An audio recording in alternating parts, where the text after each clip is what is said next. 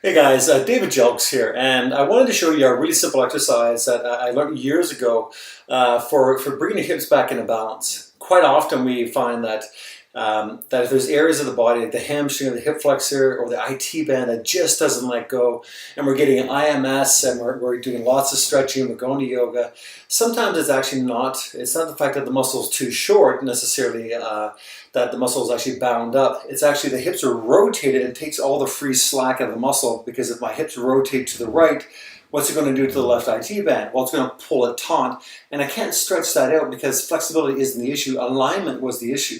The same with the iliopsoas and of course the same with your hamstring. So if flexibility is not working, especially on one side of the body, and quite often we find the left side for about 75% of the population tends to be really quite problematic, then here's a real simple exercise that my good friend and mentor, Dr. Jones, had taught me years ago. Take both hands, the flat of the hands on the top of the knee, and drop the shoulders into place, so you don't be straining your neck to do this, okay? So bring the shoulders back into place, lean forward from the hips, not from the waist, right? So your spine's still straight, and push down hard on the top of your right knee, driving down to your right heel. Now, having done that, I'm going to push my left heel down as hard as I can into the ground for about 5 seconds. Again, making sure I'm not evoking any tension inside my neck and shoulders, and then release. Both hands over again, the heel of the hands pushing down hard on the left knee, pushing the left knee down into the ground, and again, push down hard on that right heel, and as hard as you can, right? And hold that for about 5 seconds. Right? And you go back and forth through the process about 3 to 5 times. Now, interesting, when I did that, what I recognize is that when I'm holding here and pushing my left heel down, I can generate a lot of force down through my left heel, but I couldn't do the same through my right. So what that just told me, which is kind of cool, of course, that my hips are not lined up. Even though I went for an hour of hot yoga this morning, it was great for stretching, I'm going to have to look at my alignment here today and actually start doing a little bit of work to open that up, because obviously there's something not working.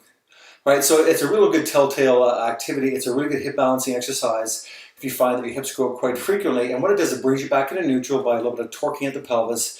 Then your job from past that point is to go through and start doing some bridging work to get the glutes to become more active, do some core work to get your core a little more stable in this new position, this new pelvic neutral. And then once the body understands that's the position you want to be in, then go do your workout from there. The problem with exercising while out of alignment, of course, is that becomes the new normal, and you become strong badly, right? You become strong and powerful and dynamic in a very mechanically flawed alignment. So when you go through the process, sometimes it bears taking a little bit of time in the beginning. Look at your alignment before you start walking, before you start warming up, before you do anything, and set the mechanical stage so your body is as neutral as you can possibly get it. And then go through and proceed your workout, building your workout and all the great stuff you're doing on a really beautiful solid foundation that's wonderfully neutral, and hopefully it will reduce the risk of injuries to your back and knees, of course, over time. Hopefully that helps, and enjoy the tip, and have an amazing day.